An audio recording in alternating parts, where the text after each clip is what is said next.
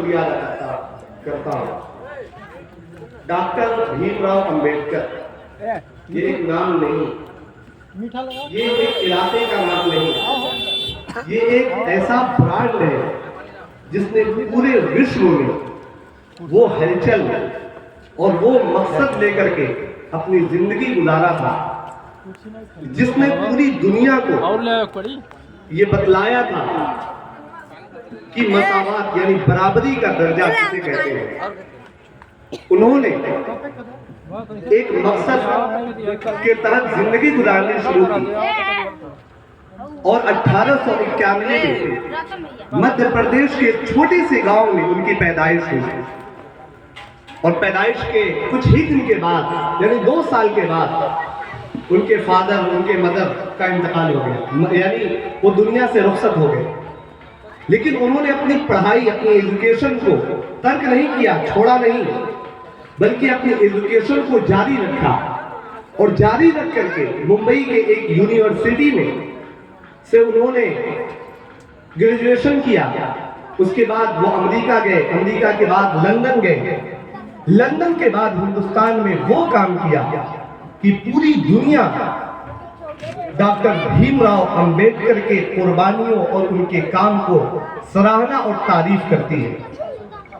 Doctor Bhimrao Ambedkar एक नजरिए का नाम है, एक सोच का नाम है। वो सोच कौन सी सोच है कि हर इंसान को बराबरी का दर्जा दिया जाए, हर इंसान को बराबरी का दर्जा दे करके एक अच्छे समाज एक अच्छे मुआशरे की तश्कील की जाए। हर शख्स एक अच्छा पढ़ा लिखा इंसान बन सके। किसी छुआछूत को मिटाने के लिए पूरी जिंदगी उन्होंने कुर्बान कर दी और वक्फ कर दी और इसी के लिए वो जीते थे। उन्होंने छुआछूत के लिए ही कितनी मर्तबा जिल्लत बर्दाश्त की, बेइज्जत किए गए, लेकिन उन्होंने इस मकसद को इस मिशन को नहीं भूला। इसी मिशन को लेकर के इसी काम को लेकर के हमें भी आगे बढ़ना है। सिर्फ जयंती मना लेने से काम नहीं चलेगा। उनके मकसद को उनकी हयात को उनकी जिंदगी को पढ़ना पड़ेगा। क्यों किस लिए जिंदगी गुजारा करते थे। और उन्होंने एक मौके पर कहा था कि हम पैदा तो हुए हैं हिंदू धर्म में, लेकिन मरेंगे दलित धर्म में होकर के। ऐसा उन्होंने क्यों कहा था? क्योंकि वो छुआछूत की वजह से मजबूर हो गए थे, जिल्लत बर्दाश्त करके मजबूर हो गए थे। तो एक इस मौके पर मैं ये कहना चाहता हूं कि हम अगर पढ़े लिखे नहीं हैं या हम गरीब हैं तो आज हम इस बात का अहद करें, तहैया करें कि हम भले ही हम नहीं पढ़े लिखे हैं लेकिन हम अपने बच्चों को अच्छी तालीम देंगे, अच्छा एजुकेशन देंगे और इस मुल्क के लिए कुछ बड़ा करने की कोशिश करेंगे। और दूसरी सबसे बड़ी चीज है, जो कौम जो मजहब अपनी शनाख्त अपनी पहचान भूल जाती है, वो कौम और वो मजहब अपने आप को मिटा दिया करती है। देखिए, जिस चीज का नाम हुआ होता है, जो चीज दिखता है वही बिकता है। तो हमें भी अपने ब्रांड को, अपनी पहचान को, अपने नाम को बरकरार रखना है।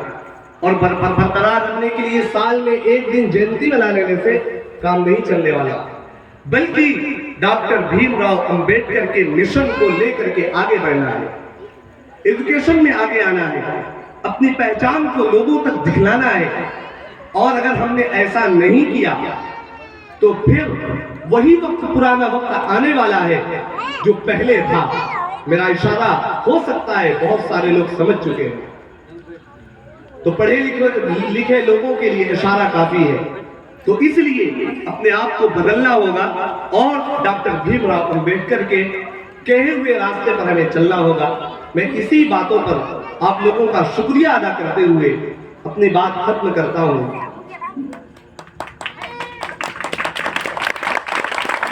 और अपनी बात और इसी बात को आगे बढ़ाने के लिए मोहम्मद दानिश साहब को मैं ये कहता हूं कि आप भी कुछ डॉक्टर भीमराव अंबेडकर के बारे में कुछ अपनी बात रखें।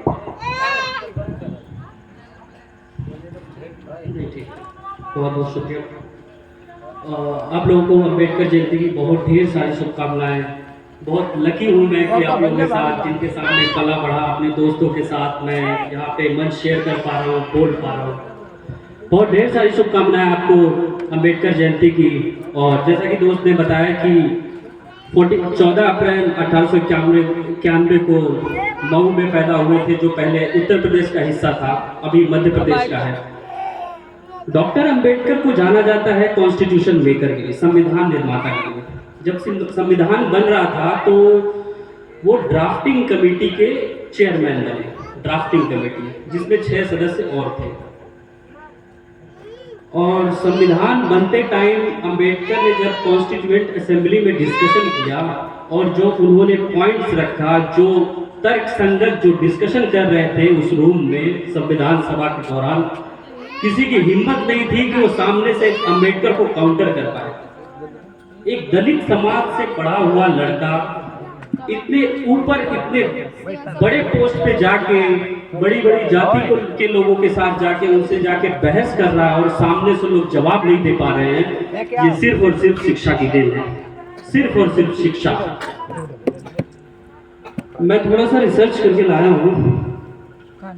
संविधान का सबसे पहला पेज जो है प्रस्तावना, प्रियम्बल। प्रियम्बल में क्या लिखा है? हिंदी थोड़ी सी कमजोर है मेरी। उसमें लिखा है we the people of India, हम भारत के लोग, हम आप सब लोग। We the people of India having resolved to constitute India into a sovereign, socialist, secular, democratic republic। और उसकी लास्ट लाइन लिखी है we do hereby adopt enact to constitute India on constitute